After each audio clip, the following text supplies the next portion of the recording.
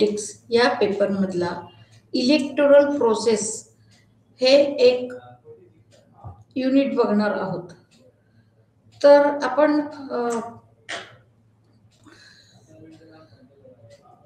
मागच्या वेळेला party system, इतर वेगवेगळे हितसंबंधी गट, दबाव गट, त्यातला फरक, ते कसं काम करतात, वेगवेगळ्या देशांमध्ये त्यांची भूमिका काय, हितसंबंधी गट कसे ऍक्टिव्ह आहेत, दबाव गट कसे ऍक्टिव्ह आहेत, त्यांच्यामध्ये काय फरक आहे, अशी बरीच चर्चा आपण आधीच्या प्रकरणांमध्ये केलेली आढळते या ब्लॉक मधल्या. तर आज आपण बघणार आहोत ते निवडणूक प्रक्रिया म्हणजे काय, वेगवेगळ्या देशांमध्ये निवडणूक प्रक्रिया कशी राबवली जाते हे आपण बघणार आहोत. तर या प्रकरणात आपण काही महत्वाच्या गोष्टी बघणार आहोत. ते म्हणजे निवडणूक व्यवस्था म्हणजे काय किंवा निवडणूक प्रणाली म्हणजे काय. म्हणजे निवडणूक ही गोष्ट महत्वाची आहे. कुठल्याही देशामध्ये आजकाल प्रातिनिधिक लोकशाही असल्यामुळं निवडणूक ही राबवावी लागते. प्रातिनिधिक लोकशाहीचं महत्वाचं वैशिष्ट्य म्हणजे प्रतिनिधी निवडून द्यायला लागतो. म्हणजे आज असं बघतोय आपण की निवडणूक ही फक्त लोकशाहीतच असते असं नाहीये. तर ती आपल्याला असं दिसतं की साम्यवादी देशांमध्ये चीन, रशियामध्ये सुद्धा निवडणूक आपल्याला घेताना दिसतात. म्हणजे अगदी सगळे उमेदवार साम्यवादी पक्षातर्फे निवडणूक लढवतील पण निवडणूक घेतात. म्हणजे असं होत नाही की एक घोषित असा प्रतिनिधी आहे आणि तो सगळ्यांवरती राज्य करतोय, असं होत नाही. निवडून द्यायचा अधिकार हा जनतेला आहे. मग तो लोकशाहीत असू देत, साम्यवादात असू देत, निवडून द्यायचा अधिकार आपल्याला आढळतो. फक्त अगदी हुकुमशाहीत वगैरे आपल्याला असं आढळणार नाही. पण याचाच अर्थ असा आहे की निवडणूक ही आजकाल एक सर्वसामान्य प्रक्रिया आणि रुटीनाइज्ड, नेहमीप्रमाणे रुटीनाइज्ड अशी ती व्यवस्था आहे, लक्षात घ्या. मग या प्रकरणात आपण असंही बघणार आहोत निवडणूक राजकारणात वापरल्या जाणाऱ्या वेगवेगळ्या टर्मिनॉलॉजीज, शब्दावली काय आहेत हे पण बघणार आहोत. निवडणूक त्याच्यामध्ये वेगवेगळ्या टर्मिनॉलॉजी वापरल्या जातात, वेगवेगळे शब्दरचना, त्याचा अर्थ आपल्याला माहित पाहिजे. निवडणूक व्यवस्थेच्या वेगवेगळ्या पद्धतींचं वर्णन करणं हा पण आपला आजचा हेतू आहे की कुठल्या कुठल्या पद्धतीने निवडणूक व्यवस्था राबवल्या जातात. जगात वापरल्या जाणाऱ्या निवडणूक पद्धतींची तुलना करणे, असा आपण एक आपल्याला इथं आढावा घ्यायला लागेल. म्हणजे जगात वेगवेगळ्या ठिकाणी वेगवेगळ्या पद्धतींचा वापर केला जातो, तो बघावा लागेल. कारण सर्रास एकच पद्धत सगळ्या देशांमध्ये वापरली जाते असं नाहीये. वेगवेगळ्या देशात वेगवेगळ्या पद्धती वापरल्या जातात आणि ते आपल्याला इथे थोड्याशा पाहाव्या लागतील. वेगवेगळ्या निवडणूक पद्धतींचे फायदे तोटे पाहणे हा पण आजच्या पाठाचा उद्दिष्ट आहे. म्हणजे वेगवेगळ्या निवडणूक पद्धतींचे फायदे तोटे, प्रत्येक निवडणूक पद्धतीचे काही फायदे काही तोटे, कुठली पद्धत पूर्णपणे 100% बरोबर आहे असं आपल्याला म्हणता येणार नाही. तर आज आपण अशा पद्धतीने हा अभ्यास करणार आहोत.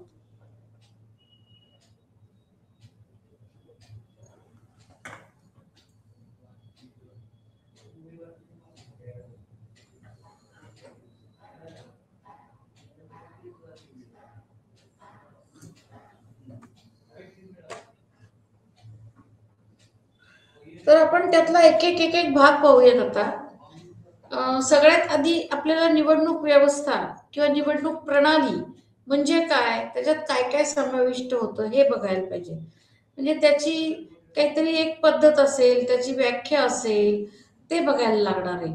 तर असं आपण लक्षात जर घेतलं तर एक सर्वसाधारण चित्र असं दिसतं की ज्या प्रक्रियेमुळे उमेदवाराची निवड, प्रतिनिधीची निवड करणं सोपं होतं त्याला आपण निवडणूक व्यवस्था होत असं म्हणतो. या निवडणूक व्यवस्थेमध्ये 3 साधारणपणे घटक येतात, 3 फॅक्टर्स येतात. ते कुठले आहेत? तर मतदानाची संरचना असते, म्हणजे बॅलेट स्ट्रक्चर. ते कसं आहे म्हणजे मतदानाची संरचना म्हणजे स्ट्रक्चर, निवडणुकीचे सूत्र, फॉर्म्युला काही आहे का निवडणुकीचा, कशामुळे जाहीर केलं जातं की अमुक तमुक व्यक्ती निवडून आली, अमुक तमुक निवडून आली नाही, असं कशामुळं जाहीर केलं जातं. नंतर याच्यात अजून एक संकल्पना आहे, ती म्हणजे जिल्हाकरण, डिस्ट्रिक्टिंग अशी एक संकल्पना आहे. म्हणजे एक एक शब्द हे जरा वेगळे आहेत. आणि जिल्हा परिमाण, डिस्ट्रिक्ट मॅग्निट्यूड असा एक संकल्पना याच्यामध्ये आपल्याला आढळते. तर आता आपण यातली एक एक संकल्पना बघूयात. तर एक म्हणजे मतदाराची संरचना म्हणजे एक व्यक्ती किती मते देऊ शकते याचा एक याच्यात अभ्यास येतो, की एक व्यक्ती किती मतं देऊ शकते. काही वेळा काही देशांमध्ये एक व्यक्ती एकच मत देऊ शकते, काही देशांमध्ये एक व्यक्ती पसंती क्रम देऊ शकते. याच्या वेगवेगळ्या पद्धती आहेत. निवडणुकीचे सूत्र, फॉर्म्युला म्हणजे काय, तर एका मताचे रूपांतर जागांमध्ये करणं, त्याच्यासाठी काही फॉर्म्युले वापरले जातात. तर ते तुम्हाला नंतर मी सांगते. जिल्हाकरण म्हणजे डिस्ट्रिक्टिंग म्हणजे प्रदेशाचे विभाजन मतदारसंघात करणे. म्हणजे जो काही प्रदेश आहे की ज्याच्यामध्ये निवडणुका घ्यायच्यात, त्याचे सगळ्यात पहिलं कॉन्स्टिट्युएन्सीज फॉर्म करणे, म्हणजे मतदारसंघ त्याच्यातून निर्माण करणे. म्हणजे एक असं आहे की आता तुम्ही एक त्याचं साधं उदाहरण आपण बघूया, की आपल्याला इलेक्शन येऊ घातल्यात ना लोकसभेच्या वगैरे 24 साली इलेक्शन येऊ घातल्यात, किंवा आता काही ठिकाणी होत आहेत इलेक्शन, विधानसभेच्या सुद्धा होत आहेत. तर एक लक्षात घ्या ह्याच्यामध्ये, की काही राज्यांमध्ये आता इलेक्शन झाले ना, तर सगळ्यात पहिल्यांदा काय करतात, लोकसभेचे मतदारसंघ निर्माण करतात. मग त्यावेळेला काय करतात भारतामध्ये, की आपला संपूर्ण भारत देश हा एक प्रदेश, जिल्हा असं समजून त्याच्यामध्ये लोक मतदारसंघ तयार केले जातात. लक्षात येत आहे. मग त्या प्रत्येक मतदारसंघामधून प्रतिनिधी निवडला जातो. आता एक लक्षात घ्या, की प्रदेश जेवढा मोठा आहे तेवढा आपोआपच मतदारसंघ मोठा होणार की नाही, बरोबर आहे. पण प्रदेश छोटा असेल, म्हणजे विधानसभा मतदारसंघाच्या बाबतीत काय करता येईल, विधानसभेला राज्य हा एक प्रदेश किंवा जिल्हा समजून त्याचे मतदारसंघ पाडले जातात. अशा वेळेला मतदारसंघ छोटे होतात. लक्षात येत आहे. आता साधं पुण्याचंच उदाहरण घेते, की मी पुण्यामधली आहे. लोकसभेच्या वेळेला पुणे हे खडकवासला मतदारसंघामध्ये समाविष्ट होतं. पण तेच विधानसभेच्या निवडणुकीच्या वेळेला कसबा, पर्वती मतदारसंघ असे छोटे छोटे मतदारसंघ निर्माण केले जातात. बरोबर आहे. मग त्या खडकवासला मतदारसंघात लोकसभेच्या वेळेला पुणे, बारामती असे अनेक भाग त्याच्यात समाविष्ट होतात. म्हणजे मतदारसंघ मोठा होतो. म्हणजे निवडणूक कुठल्या पातळीवरची आहे याच्यावरती मतदारसंघाचा आकार अवलंबून असतो. तो कमी जास्त होऊ शकतो. समजा एखादा देशात छोटा असेल तर एकच कॉन्स्टिट्युएन्सी असणार, तिथे एकच मतदारसंघ असणार. जिल्हा परिमाण म्हणजे एका मतदारसंघातून किती जागा निवडून दिल्या पाहिजेत ते, त्याला म्हणतात जिल्हा परिमाण. जे पॅरामीटर्स असतात त्याचे मॅग्निट्यूड, की किती जागा निवडून. तर समजा मतदारसंघ लोकसभेला मोठा असेल तर कसं होतं, की तिथून जास्त सुद्धा मतदार जागा निवडून दिल्या जाऊ शकतात, हो की नाही. पण मतदारसंघ लहान असेल तर एकच प्रतिनिधी निवडून दिला जाऊ शकतो. असं भारतात आपण अनेक ठिकाणी बघतो ना, की लोकसभेला साधारणपणे उत्तर प्रदेश किंवा मध्य प्रदेश इथले मतदारसंघ मोठे मोठे आहेत.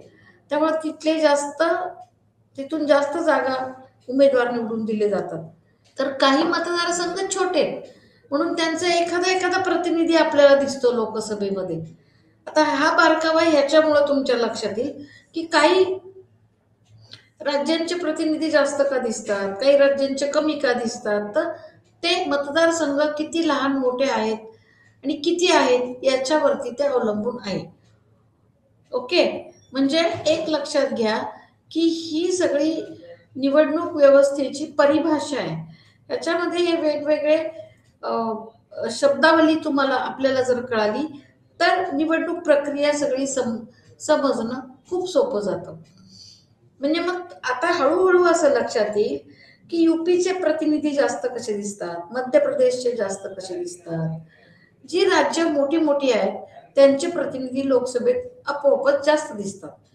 पण जी राज्यात छोटी छोटी आहेत, उदाहरणार्थ नॉर्थ ईस्टर्न कंट्रीज ज्या आहेत ती छोटी छोटी राज्य आहेत, त्यांचा एखादा एखादा प्रतिनिधी आपल्याला दिसतो, मणिपूर वगैरेचा. तर ह्याचं कारण आता तुमच्या हळूहळू लक्षात येतील. मग हे हे असं का बरं होत आहे? तर त्यांचीच लोकसंख्याच कमी आहे, आकार छोटा आहे, तर त्यांचं प्रतिनिधित्व ते कमी माणसं करू शकतात, असं आहे. मग तुम्हाला असं वाटेल की मग हे काही राज्यांवरती अन्यायकारक नाही वाटत का? हो वाटतं. त्याचं उत्तर हो असं आहे. मग याच्यामध्ये काय होऊ शकतं, आपण पुढे चर्चा करणार आहोत की ज्यांचे जास्त प्रतिनिधी आहेत ज्या राज्यांचे, त्यांची थोडीशी वर्चस्व निर्माण होऊ शकतं. हा धोका आहे याच्यामध्ये. आणि राज्यसभेत सुद्धा काय होतंय माहितीये, राज्यसभेत सुद्धा आपल्याला असं नाही की समान प्रतिनिधित्व दिले सगळ्या राज्यात, तिथे थोडं कमी जास्त आहे. मग त्याचा परिणाम असाच होतो की काही राज्यांचं प्रभुत्व निर्माण होतं, डॉमिनन्स होतं आणि मग ते डॉमिनेट करतात. अर्थात आपण याची चर्चा नंतर करणार आहोत, पण आता तुम्हाला यातले बारकावे समजून सांगते. अमेरिकेसारख्या देशामध्ये काय केलंय माहितीये की त्यांचं जे कनिष्ठ सभागृह आहे, म्हणजे प्रतिनिधी सभागृह, तिथं आपण म्हणतो तसं मतदारसंघ पाडून प्रतिनिधी निवडले जातात. पण मग काही राज्य कमी आकाराचे, त्यांच्यावर अन्याय होऊ शकतो. म्हणून याच्यावरती काय त्यांनी मार्ग काढलाय अमेरिकेने की तिथं जेवढी राज्य आहेत, मग तर आकार लहान असो मोठा असो, प्रत्येक राज्याचे 2 प्रतिनिधी वरिष्ठ सभागृहात तिथे पाठवले जातात, म्हणजे सिनेटमध्ये. सिनेट हा त्यांचं वरिष्ठ सभागृह आहे. पण भारतातल्या राज्यसभेत मात्र तसं होत नाही, समान प्रतिनिधित्व नाहीये. परिणाम असा आहे की अमेरिकेतल्या 50 राज्यांचे 2-2 प्रतिनिधी, 100ची सिनेट तिथं तयार होते. म्हणजे तिथं बलाढ्य राज्याचे प्रतिनिधी आणि छोट्या राज्यांचे प्रतिनिधी समसमान असतात. त्यामुळे छोट्या राज्यांचे प्रतिनिधी छोट्या राज्यांवरती जर काही अन्याय होतोय असं लक्षात आलं तर काय होतं, ते त्यांची बाजू लावून धरू शकतात आणि एखादं विधेयक अन्यायकारी असेल तर ते थोपवून धरू शकतात. म्हणजे आता तुमच्या लक्षात येईल की इलेक्शनल जी प्रोसेस आहे, निवडणूक प्रक्रिया जी आहे, त्याचा राजकारणाशी कसा संबंध येतो, डिरेक्टली राजकारणावर त्याचा काय परिणाम होतो, हे आता तुमच्या लक्षात येईल. तर आता एक याच्या पुढचा एक भाग पण असं बघूयात की निवडणूक व्यवस्थेत विविधता आढळते. म्हणजे वेगवेगळ्या प्रकारे निवडणुका घेतल्या जातात. लक्षात येत आहे म्हणजे कशा, प्लुरल सिस्टीम असते, प्लुरल सिस्टीम बहुलवादी व्यवस्था. म्हणजे आता एक एक बघूयात की ही प्लुरल सिस्टीम ही सर्वात जुनी पद्धत आहे, सर्वात जुनी, कारण ही वर्षानुवर्ष वापरली जाणारी पद्धत आहे. यात जिंकणाऱ्या व्यक्तीला इतरांपेक्षा अधिक मते असतात, एवढाच एक प्लस पॉइंट आहे. म्हणजे ती 50% असावीत वगैरे अशी काहीही अट नाही. लक्षात आलंय? म्हणजे मिनिमम किती पाहिजेत याची अट नाही, फक्त एवढंच आहे की इतरांपेक्षा तिला जास्त मते पाहिजेत. तर याचं एक उदाहरण कसं आहे माहितीये का, की एक समजा 100 मतं असतील, ओके, आणि एखाद्या व्यक्तीला 40च मतं असतील, एखाद्याला 30 असतील, एखाद्याला 35 असतील, एखाद्याला 32च असतील. तर आपण असं गृहीत धरायचं की 40 मतं ज्यांना आहे ना, ती व्यक्ती जिंकून आली. म्हणजे ती 50% क्रॉस करत नाही तरीही ती जिंकून आली असं डिक्लेअर केलं जातं. एक नॉर्मल व्यवस्था आहे की इतरांपेक्षा तिला अधिक मतं पाहिजेत. मग ही पद्धत आपल्याकडे लोकसभा, विधानसभा मध्ये वापरली जाते. नॉर्मल प्रोसिजर आहे अगदी प्लुरल सिस्टीम. ही पद्धत आपल्याकडे लोकसभा नॉर्मली वापरली जाते. Philippines, Venezuela, Canada, UK, US चे कनिष्ठ सभागृह इथेही हीच पद्धत वापरली जाते असं दिसतंय आपल्याला. म्हणजे ही एक नॉर्मली वापरली जाणारी पद्धत आहे असं म्हणायला लागतं.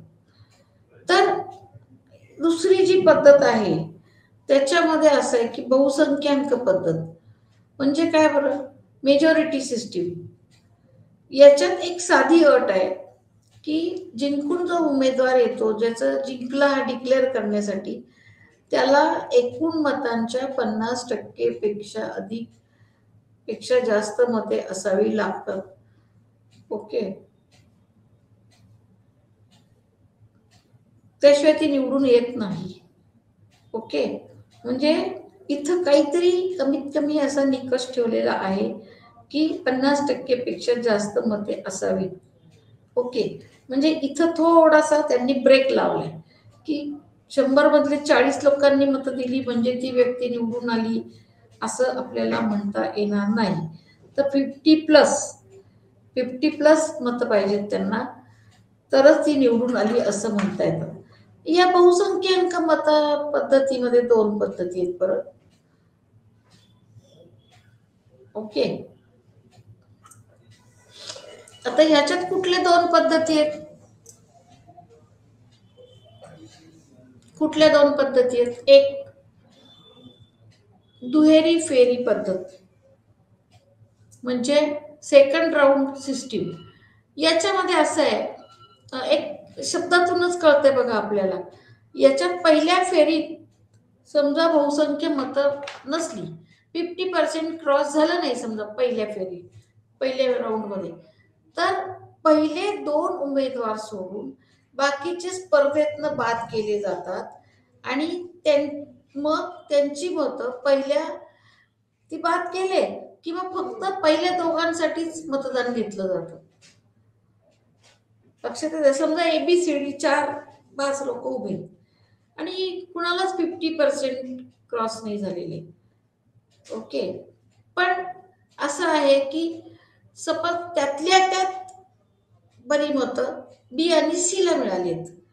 बी आणि सी ला एकाला मिळाली 45% मतं, एकाला मिळाली 40% मतं आणि बाकीच्यांना त्याच्यापेक्षा कमी मिळाली. तर मग काय करणार? बी आणि सी ला ठेवायचं, बाकी सगळ्यांना स्पर्धेतनं बाद करायचं आणि मग फक्त बी आणि सी साठीच मतदान घ्यायचं आणि मग त्या दोघात कोण जिंकते तो जिंकला म्हणायचं. तर ही एक पद्धत आहे. म्हणजे सेकंड राऊंड घेतला जातो याच्यामध्ये आणि याच्यातून ते बघितलं जातं की कोण जिंकते. तर ही पद्धत आपल्याला असं दिसतं की साधारणपणे फ्रान्स, इराण, माली, व्हिएतनाम मध्ये ही पद्धत वापरली जाते असं दिसतं.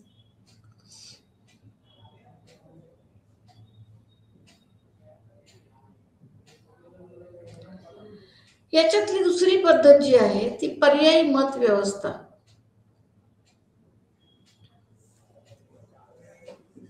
ओके,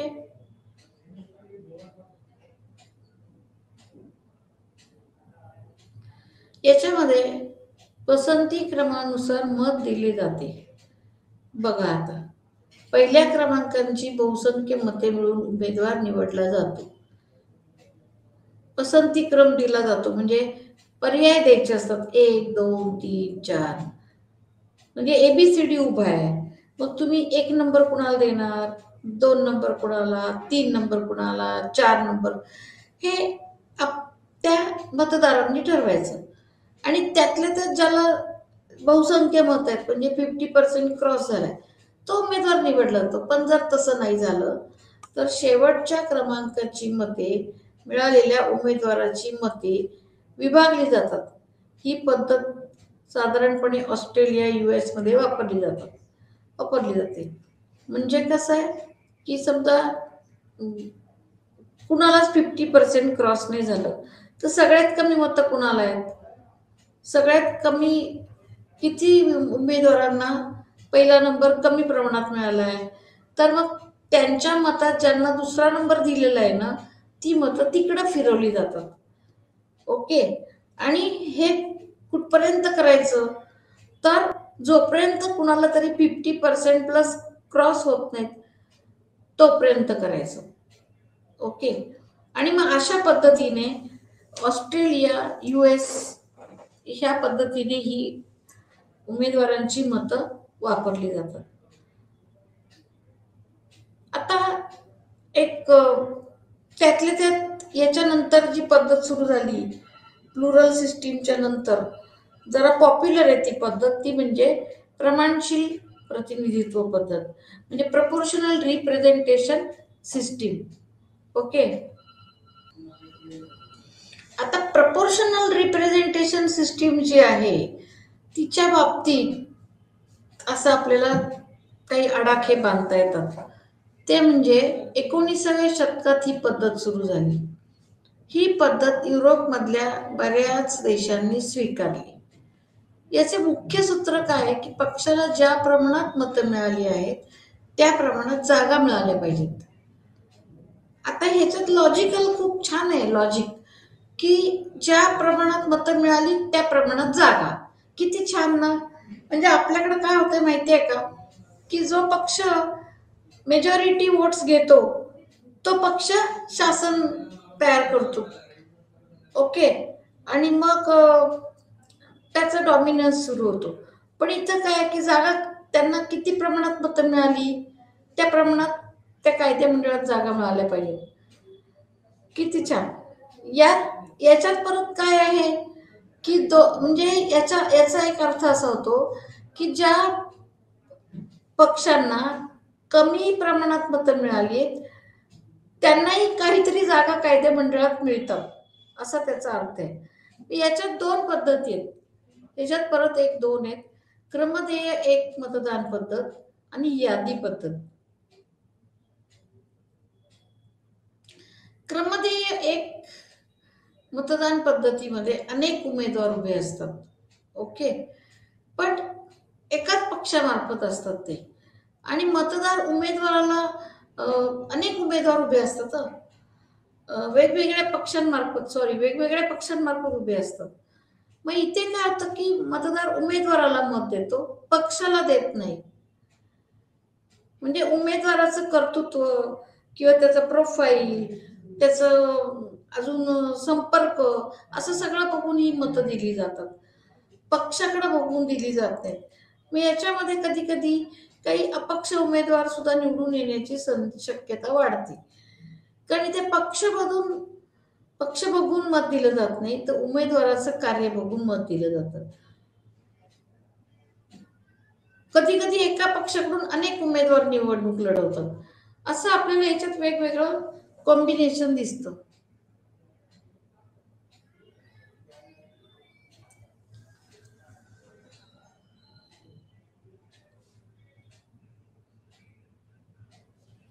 मग याच्यामध्ये काय असतं की जिंकण्यासाठी कोटा सिस्टीम वापरतात. कोटा ही पद्धत भारतात राज्यसभा, विधानसभा, ऑस्ट्रेलियाची सिनेट, माल्टा व आयर्लंडमधील निवडणुका याच्यामध्ये वापरली जाते. त्या कोटाचा एक फॉर्म्युला असतो. कोटा कसा काढायचा तो फॉर्म्युला असतो. तर त्या फॉर्म्युलामध्ये तो फॉर्म्युलाच्या नुसार जो आकडा येईल त्याच्यापेक्षा एक मत जास्त पाहिजे तर ती व्यक्ती जिंकली असं म्हणता येतं. आणि म्हणून कोटा पद्धत ही कॉमन पद्धत आहे आणि ती सगळीकडे वापरली जाते असं मला म्हणायचं आहे. म्हणजे अनेक अनेक ठिकाणी राज्यसभा, विधानसभा, ऑस्ट्रेलियाची सिनेट आता आपण बघितलं, आयर्लंड मधल्या निवड, अनेक ठिकाणी कोटा सिस्टीम वापरली जाते. याचा एक असा अर्थ आहे की कुणीही निवडून येत नाही, विशिष्ट कोटा जो क्रॉस करतो तोच निवडून आला असं डिक्लेअर करता येतं. आणि म्हणून कोटा क्रॉस करणं हे याच्यात महत्वाची गोष्ट आहे. यादी पद्धत, लिस्ट सिस्टीम, याला यादी पद्धत असेही म्हणतात. पक्ष यादी, पार्टी लिस्ट सिस्टीम असेही म्हणतात. याच्यात मतदारसंघात एक किंवा अनेक उमेदवार असतात. मतदारसंघात एक किंवा अनेक उमेदवार आणि संपूर्ण देशाचा एकच मतदारसंघ असतो. जेव्हा देश खूप छोटा असतो ना, तेव्हा या अशा पद्धतीने निवडणुका घेतल्या जातात. उदाहरणार्थ नेदरलँड, इस्रायल, स्लोवाकिया अशा देशांमध्ये या पद्धतीने निवडणुका घेतल्या जातात. आणि या अशा वेळेला पक्षाला मते दिली जातात. लक्षात येत आहे, उमेदवारापेक्षा पक्षाला महत्व आणि पक्षाचं कार्य बघितलं जातं.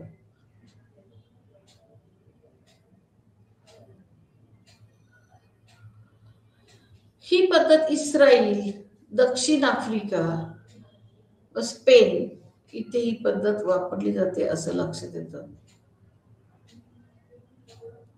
Colombia, Finland, Indonesia, Chile, Denmark, Netherland येथे सर्रास ही पद्धत वापरली जाते.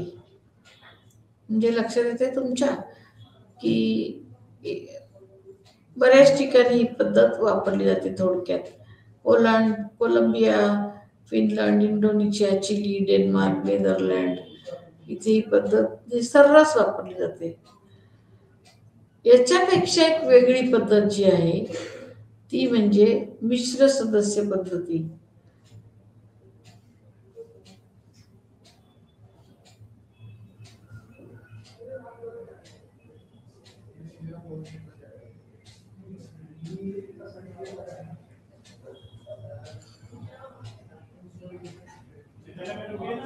याच्यामध्ये मिश्र सदस्य म्हणजे काय असतं की आधीची सिस्टीम, बहुल सिस्टीम आणि प्रमाणशीर प्रतिनिधित्व यांचं थोडंसं कॉम्बिनेशन आपल्याला मिश्र सदस्य पद्धतीमध्ये दिसतं. मिक्स्ड सिस्टीम म्हणतात त्याला. तर यात कायदे मंडळात काही जागा बहुसंख्य मतदानाने भरल्या जातात.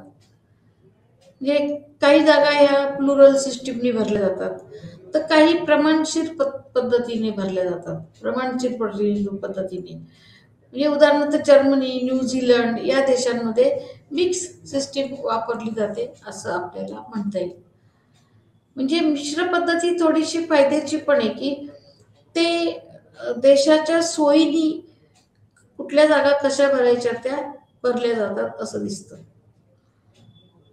मग आता याच्या पुढचा जो भाग बघायचा आहे आपल्याला तो म्हणजे प्रमाणशीरतेवर परिणाम करणारे घटक. म्हणजे प्रमाणशीरता कशी अफेक्ट होते, त्याच्यावर कुठले घटक परिणाम करतात हे आपल्याला थोडंसं बघायचं आहे. आता प्रमाणशीरता म्हणजे थोडक्यात प्रमाणात प्रतिनिधित्व देणं. याच्यामध्ये काय काय कशामुळे परिणाम होऊ शकतो. एक तर मतदारसंघाचा आकार याच्यामुळे परिणाम होऊ शकतो.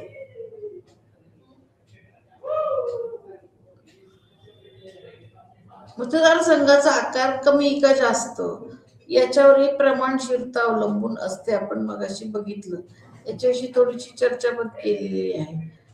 पक्षाला किमान किती मते हवेत की ज्यामुळे त्यांना जागा मिळतील, हा घटक सुद्धा अतिशय महत्वाचा आहे. कधी कधी काय होतं,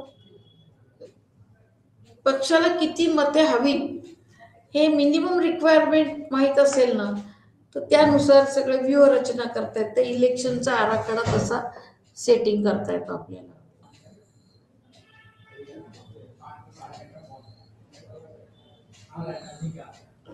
मग आता या निवडणुकींच्या ज्या विविध पद्धती आहेत त्याचे काही फायदे तोटे ते आपल्याला थोडंसं बघितलं पाहिजे की त्याचं मूल्यमापन केलं पाहिजे.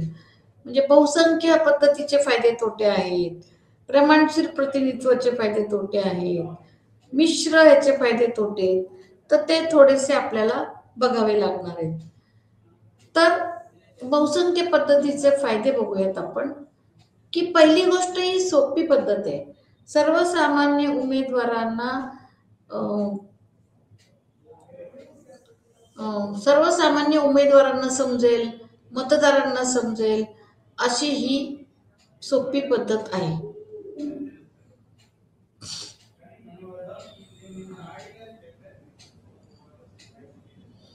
उमेदवारांना त्याच्यामुळे मान्यता मिळवायला सोपं जातं. म्हणजे बहुसंख्य पद्धतीमुळे उमेदवारांना रेकग्निशन मिळवायला सोपं जातं. उमेदवार लोकशाहीतली जबाबदारी व उत्तरदायित्व पार पाडते. लोकशाहीतली उत्तरदायित्व या पद्धतीमुळं सोपं जातं. म्हणजे काय होतं की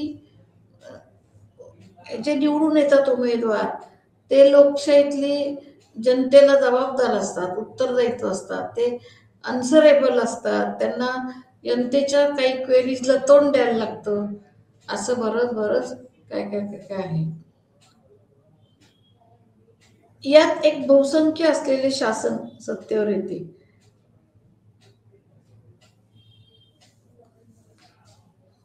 म्हणजे काय आहे की एक समाधानाची गोष्ट अशी की बहुसंख्य असलेले शासन सत्तेवर येते. म्हणजे काय की ज्याच्यामध्ये सर्वसाधारणपणे बहुसंख्य लोक आहेत असं शासन सत्तेवर येतं असं आपल्याला दिसतंय. म्हणजे असं दिसतं की आपल्याला सरळ सरळ क्लिअर मेजॉरिटी आहे आणि ते शासन सत्तेवर आले असं दिसतं. म्हणजे सर्वसामान्यपणे अपोजिटर्स जे असतात विरोधक त्यांच्यासाठी समाधानकारक असं हे चित्र आहे असं मला म्हणायला लागतं.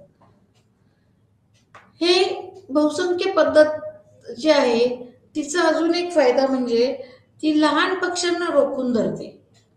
म्हणजे काही पक्ष अगदी छोटे छोटे असतात, नव्याने उदय आलेले असतात की ते राजकारणामध्ये अगदी महत्वाची भूमिका बजावू शकत नाहीत. तर त्यांना सत्तेमध्ये येण्यापासून ही पद्धत रोखून धरते.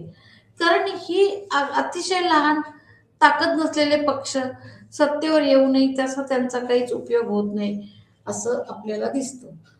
आणि म्हणून हे बहुसंख्य पद्धत त्यांना रोखून धरते. याच्यामध्ये असं आहे की काही तोटे सुद्धा आहेत. म्हणजे याच्यामध्ये काही मतं वाया जातात. हे वेस्ट ऑफ सम वोट्स असं म्हणायला लागेल. म्हणजे बहुसंख्य पद्धत वापरल्यामुळं काय की ज्यांनी निवडून येणाऱ्या उमेदवाराला मत दिलेलं नाही त्यांची मतं वाया जातात. लक्षात येत आहे. म्हणजे याच्यामध्ये मतं वाया जाणं हा पण एक प्रकार आपल्याला आढळतो. शिवाय ज्या पक्षाला जास्त जागा मिळतात, जास्त मतं मिळतात, त्यालाच जास्त जागा मिळतील असंही काही याच्यामध्ये खात्री वाटत नाही. म्हणजे खूप सरदुप्पट अशी ही प्रक्रिया आहे. त्यामुळे ही खूप न्याय देईल एखाद्या पक्षाला, उमेदवाराला अशी काही ही पद्धत नाहीये. लहान पक्षांना पुरेसे प्रतिनिधित्व मिळत नाही. कारण लहान पक्षांना काही व्हॉइसच नसतो, काही आवाजच नसतो. त्यामुळे त्यांना पुरेसं प्रतिनिधित्व मिळेल असं नाही.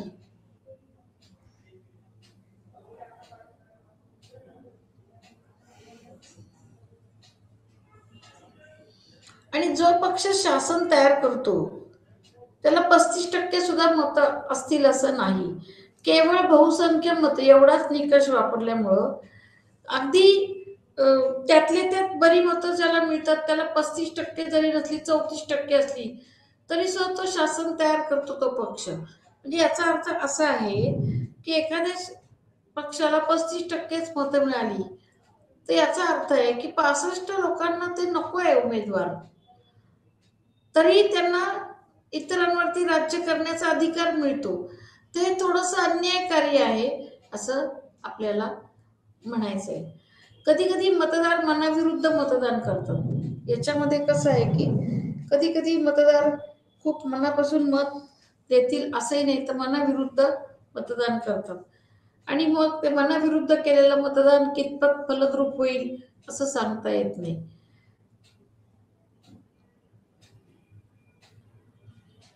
मग आज चित्र असं दिसतंय की बऱ्याच देशांनी ही पद्धत बदललेली दिसते. म्हणजे बऱ्याच देशांनी या पद्धतीमध्ये बदल केलाय असं आपल्याला दिसतं.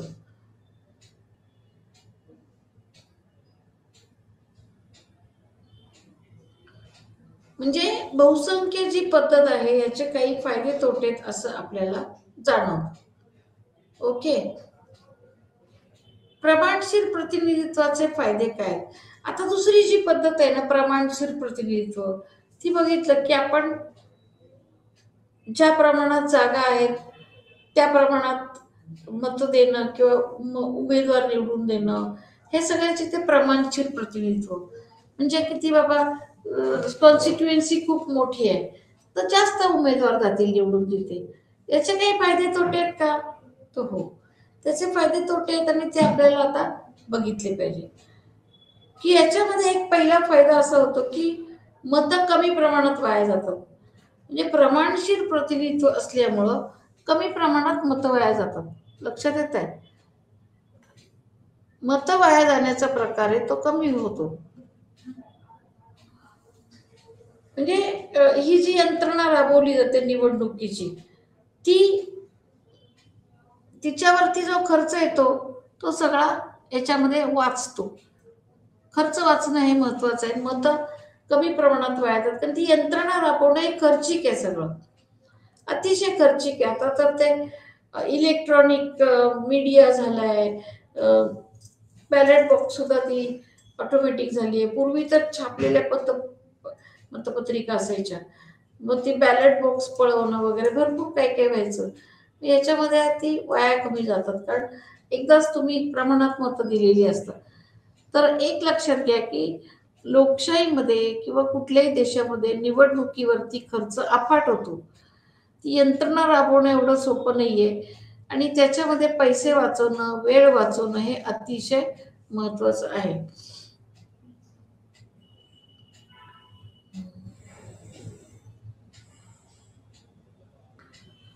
दुसरा जो फायदा होतो याच्यामध्ये तो म्हणजे लहान पक्षांचे कायदेमंडळातील प्रतिनिधित्व व्हावे, कायदे म्हणून मदत होते. लहान पक्षांची सुद्धा याच्यामध्ये मदत होते कारण लहान पक्षांना त्यांच्या त्यांच्या प्रमाणामध्ये काहीतरी प्रतिनिधित्व मिळत असतं, म्हणून ती सुद्धा थोडीशी पॉझिटिव्हली शासनाला सपोर्ट करतात कारण त्यांचा त्यांना शेअर मिळतो सत्तेमध्ये. तिसरं जे आहे ते म्हणजे स्त्रिया व अल्पसंख्याक यांना प्रतिनिधित्व मिळवून देते. म्हणजे काय? स्त्रिया आणि अल्पसंख्याक यांना प्रतिनिधित्व या प्रमाणशीर प्रतिनिधित्वामुळे मिळून जाते. म्हणजे आजपर्यंत ज्या स्त्रिया वंचित राहिल्यात, दुर्लक्षित राहिल्यात आणि अल्पसंख्याक वंचित राहिले, दुर्लक्षित राहिलेत, त्यांना या पद्धतीमुळे कुठेतरी प्रतिनिधित्व मिळून जाते. म्हणजे निग्लेक्टेड सेक्शन जो आहे तो इथं थोडासा उन्नती त्याची होते असं म्हणायचं. याचा अजून एक फायदा म्हणजे सहभागाचं प्रमाण अधिक होतं. म्हणजे लोकांचा सहभाग वाढतो कारण प्रमाणशीर प्रतिनिधित्व आहे, सहभागाचं प्रमाण अधिक होतं. पाचवं, अनेकविध हितसंबंध व मतांचे प्रतिनिधित्व होते. म्हणजे काय बरं?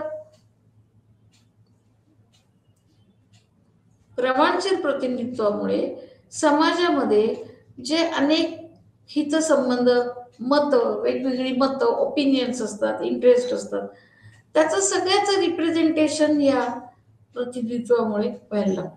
आता या पद्धतीचे काही तोटे पण आहेत. प्रतिनिधी व मतदारसंघ यामधील दुवा तोडतात. ही जी प्रमाणशीर प्रतिनिधित्व आहे ते त्याच्यामुळं लिंकेजेस जी असते प्रतिनिधी आणि कॉन्स्टिट्युएन्सी याच्यामध्ये, त्यातले लिंकेजेस तुटू शकतात, ते वीक होऊ शकतात.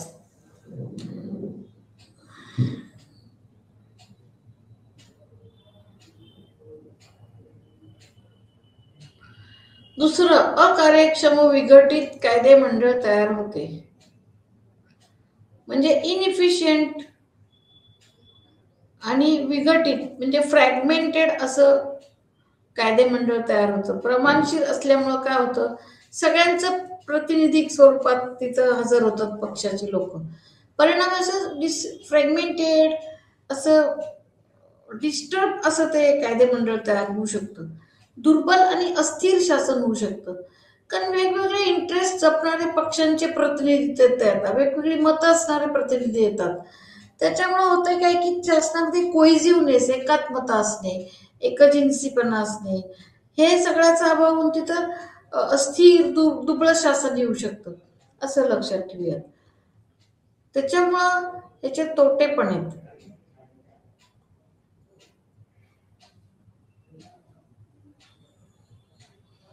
आणि अजून एक महत्वाची गोष्ट म्हणजे आघाड्यांची सरकार जर सारखी तयार झाली, कोॲलिशनल गव्हर्नमेंट्स, की या पद्धतीमुळे तो घोटाळा आहे.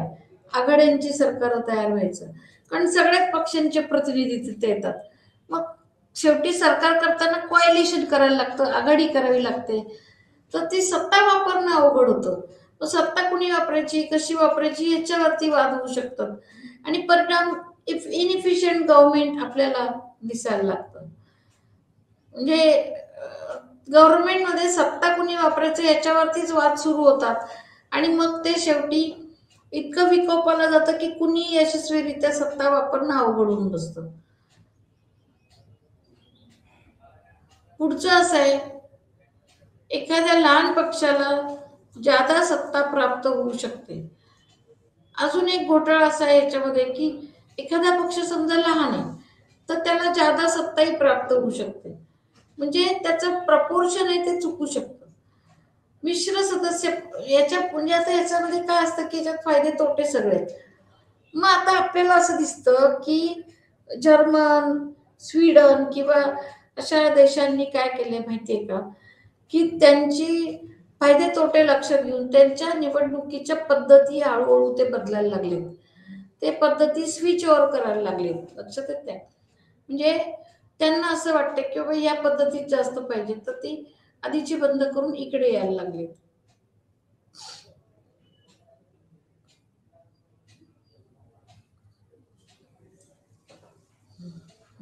याच्या पुढची जी आहे, याच्या पुढची जी पद्धत आहे ती मिश्र सदस्य पद्धती. ही पद्धती, आता याचे काय फायदे आहेत? याचे फायदे म्हणजे ही पद्धती महत्वाची ठरते. आता हळूहळू काय झालंय, याचं इम्पॉर्टन्स वाढतंय. कारण ह्याच्यामध्ये बहुल पद्धत आणि प्रतिनिधित्व पद्धत दोघांमधले काही चांगल्या गोष्टी मिक्स करण्याचा प्रयत्न केलेला आहे आणि मग ही पद्धत हळूहळू हळू फायद्याची ठरायला लागलेली आहे. आणि मग बऱ्याचशा देशांनी आता मिश्र पद्धत स्वीकारलेली दिसते. ही पद्धत प्रमाणशीर प्रतिनिधित्व चांगले करते व त्याच वेळेला जबाबदार व उत्तरदायी प्रतिनिधी नेमते. ओके. म्हणजे प्रमाणशीर प्रतिनिधित्व चांगले करते, त्याच वेळेला जबाबदार व उत्तरदायी असं प्रतिनिधी नेमते. ओके.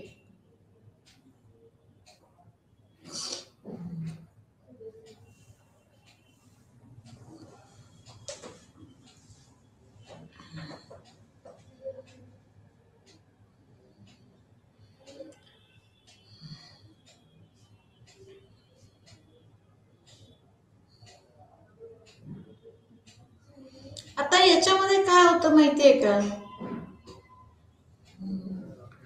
मत कमी वाया जातात.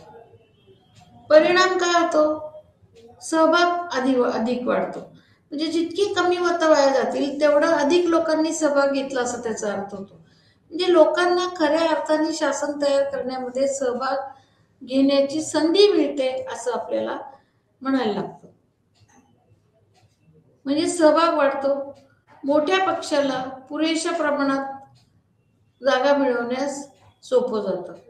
म्हणजे मोठे मोठे जे पक्ष आहेत त्यांना त्यांच्या पक्षाच्या प्रमाणात जागा मिळवायला सोपं जातं. मतदारांना सुद्धा त्यांचा योग्य प्रतिनिधी निवडणे सोपे जाते. या पद्धतीमुळे, मिश्र पद्धतीमुळं मतदारांना त्यांचा योग्य प्रतिनिधी निवडायला सोपं जातं. लक्षात घ्या. म्हणजे ही पद्धत तशी फायद्याची आहे. पण तोटे काय त्याच्यामध्ये, याचे काही तोटे असतील. कुठलीही पद्धत पूर्ण फायद्याची वगैरे असं नसतं. तर त्याचे तोटे असे आहेत की एक सदस्य मतदारसंघ असेल तर प्रमाणशीर प्रतिनिधित्वाला मर्यादा येतात. म्हणजे एक सदस्य मतदारसंघ असेल तर त्या प्रमाणशीर प्रतिनिधित्वाला मर्यादा येतात. म्हणजे जर प्रत्येक कॉन्स्टिट्युएन्सीमध्ये असं जर दिसलं की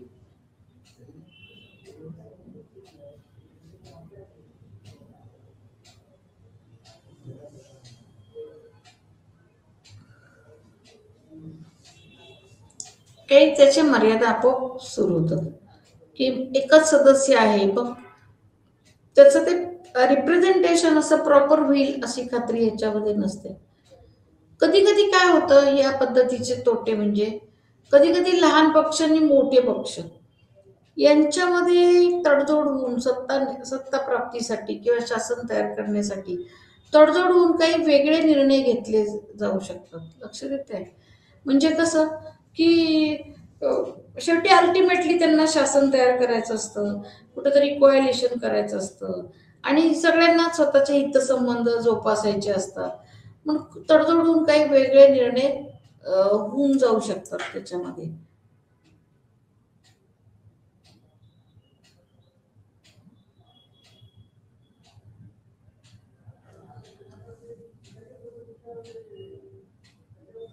आता याच्यामध्ये तोटा अजून एक असा आहे की प्रतिनिधींच्या विषम म्हणजे अनइक्वल अशा श्रेणी तयार होऊ शकतात. इनइक्वालिटी ही जनरेट इथं होऊ शकते. म्हणजे काही टायर वन प्रतिनिधी, टायर टू प्रतिनिधी असं त्याच्यात श्रेणी म्हणजे कॅटेगरीज निर्माण होऊ शकतात. आणखी जे थोडंसं प्रातिनिधिक शासनाच्या दृष्टीने घातक आहे किंवा मारक आहे असं आपल्याला म्हणावं लागतं. चुकीचं आहे ते. अशा श्रेणी निर्माण करणं. नंतर पुढचं पक्षप्रमुखाला अधिक महत्वाचे वर्चस्ववादी बनवतात.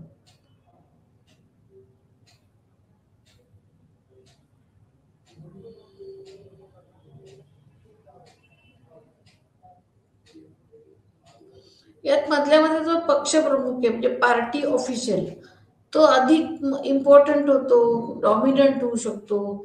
हे याच्यामध्ये धोके आहेत. आणि पुढचा धोका म्हणजे मान्यतेची पातळी कमी दर्शवली जाते. उमेदवार मान्यतेची पातळी जी आहे ती कमी आहे असं दर्शवलं जाऊ शकतं. म्हणजे अशा याच्यामध्ये काही तोटे पण आहेत. पण आता आपण काय बघितलं की वेगवेगळ्या पद्धती बघितल्या ना, तर जगामध्ये एवढे देश आहेत. प्रत्येक देश हा आपापल्या सोयीने थोडंसं हे बघत असतो आणि हे पद्धतीची कॉम्बिनेशन्स ऍक्सेप्ट करत असतो. म्हणजे कुठलीही एक पद्धत पूर्णपणे बरोबर आहे, पूर्णपणे चूक आहे, असं काही म्हणता येत नाही आपल्याला. प्रत्येक पद्धतीचे काही फायदे तोटे आहेत असं आपल्याला म्हणायला लागतं. आणि निवडणूक पद्धतीचे मूल्यमापन करण्याचे काही निकष आहेत. काही निकष आहेत की नाही, तर ते म्हणजे मतदारांच्या प्राधान्यक्रमात अ, एक काही थोडेसे निकष असे आहेत की मतदारांच्या प्राधान्यक्रमामध्ये अचूकता किती आहे. म्हणजे मतदार जेव्हा उमेदवारांना प्राधान्यक्रम देतात, पसंतीक्रम देतात, तेव्हा त्याच्यामध्ये किती ॲक्युरसी आहे ही महत्वाची गोष्ट आहे. कारण जर मतदार शिकलेले नसतील, विचार करत नसतील, तर ते एक नंबर, दोन नंबर खूप विचार करून देतील असं नाहीये. कसेही देतात ते. म्हणजे आपण इव्हॅल्युएशन कसं करणार, पद्धत कशी आहे तर अचूकता किती आहे. दुसरं कसं आहे की कायदे मंडळात सामाजिक भौगोलिक प्रतिनिधित्व किती आहे. म्हणजे तुमच्या कायदे मंडळात सोशल आणि डेमोग्राफिक रिप्रेझेंटेशन किती आहे हे अतिशय महत्वाचं आहे. म्हणजे समाजात जे वेगवेगळे सेक्शन्स आहेत त्या प्रत्येक सेक्शनला रिप्रेझेंटेशन मिळालंय का, प्रत्येक डेमोग्राफीला रिप्रेझेंटेशन मिळालंय का, हे महत्वाचं आहे. नाहीतर काय होतं की मग ज्यांना प्रतिनिधित्व मिळत नाही ते थोडेसे नाराज होतात आणि असे भौगोलिक भाग स्वतःचा स्वतःच उभा करायला बघतात असा त्याचा अर्थ आहे. आणि मग आपल्याला बघतो ना राज्य फुटून निघाली आहेत, राज्यांनी स्वतंत्र राज्य स्थापन केली आहे, एका मोठ्या राज्यातनं छोटी राज्य बाहेर पडलेत. हे कशामुळे होतं असं, तर डेमोग्राफिक रिप्रेझेंटेशन प्रॉपर होत नाही, सोशल रिप्रेझेंटेशन प्रॉपर होत नाही म्हणून होतं. म्हणून योग्य पद्धतीने सामाजिक आणि भौगोलिक प्रतिनिधित्व मिळणे हे अतिशय महत्वाचं आहे. प्रतिनिधीचे वैयक्तिक उत्तरदायित्व किती आहे ही पण याच्यामध्ये महत्वाची गोष्ट आहे. म्हणजे प्रतिनिधीचे इंट पर्सनल त्याची जी अकाउंटेबिलिटी आहे ती अतिशय महत्वाची आहे. प्रतिनिधींनी असं समजून घ्यायला पाहिजे की आपल्याला यांनी निवडून दिले ते यांची काही कामं करण्यासाठी दिले, स्वतःची मौजमजा करण्यासाठी नाही. आणि म्हणून प्रतिनिधीचं वैयक्तिक उत्तरदायित्व हे सुद्धा अतिशय महत्वाचे आहे. सहभागाचे अधिक प्रमाण म्हणजे काय, पार्टिसिपेशनचा रेट अशा पद्धतींमुळे वाढतो. पूर्वी कुठे एवढा सहभाग होता लोकांचा निवडणूक प्रक्रियेत, पण हे असं वेगवेगळं केल्यामुळे लोकांचा सहभाग वाढलेला दिसतो. एकात्म व शिस्तीचा पक्ष, याच्यातून काय होतं की पक्षाला जरी तो शिस्तीचा पक्ष निर्माण होऊ शकतो. हे आहे की शिस्त असणं खूप महत्वाचं आणि कोइझिव्हनेस असणं खूप महत्वाचं आहे. अजून एक त्याचा निकष म्हणजे स्थिर व परिणामकारक शासन. लक्षात येत आहे म्हणजे स्टेबल गव्हर्नमेंट पुरवणं, इफिशियंट गव्हर्नमेंट पुरवणं हे सुद्धा महत्वाचं आहे. कारण या इलेक्शनच्या पद्धतीवरतीच ते अवलंबून असतं. तर गव्हर्नमेंट अस्थिर असेल, व्यवस्थित काम करत नसेल, तर याचा अर्थ इलेक्शनच्या पद्धतीत कुठंतरी दोष आहे असं म्हणायला लागतं. शासकीय पर्यायांची ओळख म्हणजे वेगवेगळे ऑप्शन्स असतात गव्हर्नमेंटचे, त्याची ओळख याच्यामध्ये सुद्धा हे माहीर असतात लोक. शासनाला पदच्युत करण्याचा अधिकार म्हणजे शासनाला केव्हाही त्यांची सत्ता काढून घेता येईल असे सतत वाटलं पाहिजे. आणि असा अंकुश जर शासनाच्या डोक्यावर असेल तरच शासन व्यवस्थितरित्या काम करेल. नाहीतर काय होईल की मुकी बिचारी कुणी हाका असं मतदारांची अवस्था होऊ शकते. आणि म्हणून हे सगळे निकष वापरून आहे ना, आपण एखादी निवडणूक पद्धती कितपत योग्य आहे, कसं कामकाज चाललंय त्याचं मूल्यमापन करू शकतो. या मूल्यमापनाचे 8-10 निकष आहेत. एक लक्षात घ्या असं की हे निकष सगळे तुम्ही वापरले पाहिजेत असं नाही, यातले काही तुम्हाला उपयोगी पडतील, काही पडणार नाहीत. पण एखाद्या देशातली निवडणूक पद्धती योग्य पद्धतीने चालते की नाही हे ठरवण्यासाठी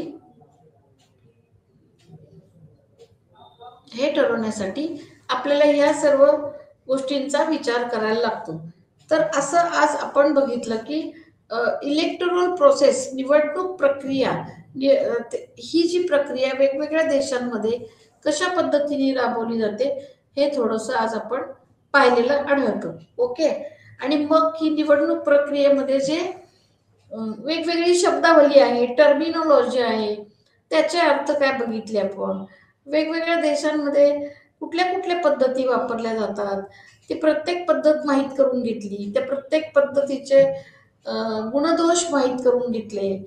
निवडणूक पद्धतीचं मूल्यमापन कसं करायचं हे पण माहीत करून घेतलं. आणि अशा प्रकारे आपण हा आजचं प्रकरण जे आहे ते संपवलेलं आपल्याला आढळते. याच्याबद्दल तुम्हाला काही शंका असेल असं मला आत्ता तरी वाटत नाही. पण आपण पुढच्या आठवड्यात याच्या पुढचा जो भाग आहे तो आपण सुरू करूयात. म्हणजे तुलनात्मक शासन हा जो पेपर आहे आपला, याच्यातला एक लास्ट असा काही भाग आहे, तो आपण पुढच्या 1-2 लेक्चर्समध्ये कव्हर करूयात. आणि तुलनात्मक शासन बघताना नक्की कशी कशी तुलना केली पाहिजे, कशा कशाची तुलना केली पाहिजे, म्हणजे फक्त फेडरल गव्हर्नमेंट आहे का, युनिटरी गव्हर्नमेंट आहे हो की नाही, का पार्लमेंटरी आहे का प्रेसिडेन्शियल आहे हेच बघायचं का, कुठली निवडणूक पद्धती आहे, त्या देशात कुठले पक्ष आहेत, कुठले विषय हितसंबंधी गट आहेत, कुठले दबाव गट आहेत हे बघायचं, निवडणूक प्रक्रिया कशी, असे अनेक प्रकारे आपण वेगवेगळ्या देशातील शासनांची तुलना करू शकतो असं मला म्हणायचंय. तर ह्या पेपरचा जो स्कोप आहे, आवाक आहे, तो जास्त मोठा आहे. आणि आपण इतक्या कमी वेळामध्ये जगातल्या सगळ्या देशांची तुलना करणं वगैरे असं इतक्या कमी वेळा भेटतो आपण की ते शक्य होत नाही. तर ह्या काही हिंट्स आहेत की याच्या आधारे तुम्ही विचार करू शकता आणि त्या पद्धतीने देशांच्या राजकारणाची, शासनाची तुलना करणं तुम्हाला सोपं जाईल असं आपण बघितलेलं आहे. तर तोपर्यंत थँक्यू. पुढच्या आठवड्यात आपण परत भेटूयात. ओके.